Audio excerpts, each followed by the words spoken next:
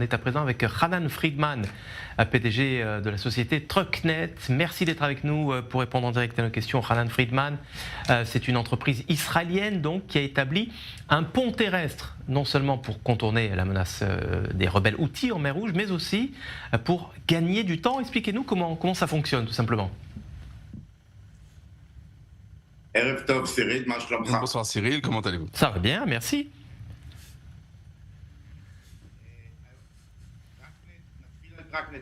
Commençons par parler un peu de Trucknet. C'est une start-up qui est basée à Eilat, qui utilise des technologies de transport intelligent, de mobilité intelligente. Et depuis le début de la guerre avec les menaces Houthis, nous avons compris qu'il y a un problème lorsque l'on essaye de faire passer des marchandises de l'Orient vers l'Occident.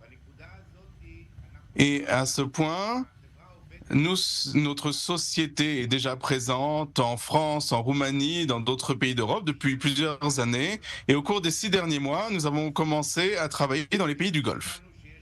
Et quand nous avons compris qu'il y avait ce problème, nous avons compris que nous pouvions utiliser nos partenaires dans la région du Golfe et aux Émirats arabes unis pour permettre de faire fonctionner immédiatement ce pont terrestre des Émirats arabes unis vers la Jordanie et ensuite de la Jordanie vers le port de Haïfa et ensuite vers l'Europe.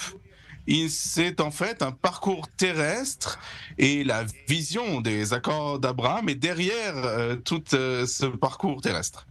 Alors, on rappelle que votre société n'a pas été créée après les incidents en mer Rouge, mais qu'elle a été créée en 2016.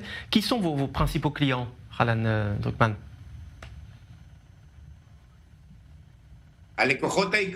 Nos principaux clients, ce sont en fait des importateurs, des exportateurs et des industriels qui veulent utiliser ce point de passage terrestre qui permet de raccourcir les délais de 2 semaines dans le voyage qui va d'Orient à d'Occident. Quand un navire sort de Chine, elle arrive aux Émirats arabes unis, elle décharge sa marchandise et ensuite va vers la mer Rouge, vers le détroit de Bab el-Mandab et ensuite vers le canal de Suez et du canal de Suez vers les ports en Israël et ensuite vers l'Europe. Et ce processus prend environ 2 semaines. Le passage des Émirats arabes unis jusqu'au port israélien.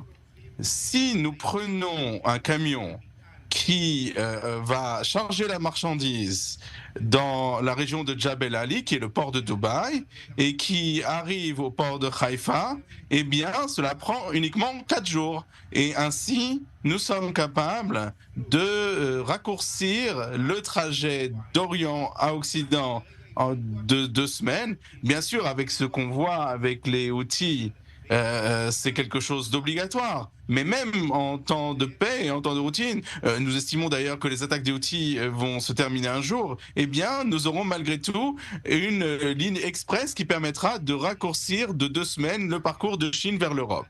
Au-delà de cela, il y a bien sûr la possibilité d'utiliser les avions et les navires. Et nous sommes entre les avions et entre les navires et on raccourcit donc le parcours de 2 semaines. Alors on a bien compris que ça réduisait les trajets. Est-ce que ça réduit aussi le coût du transport ou bien ça l'augmente par rapport au transport en mer?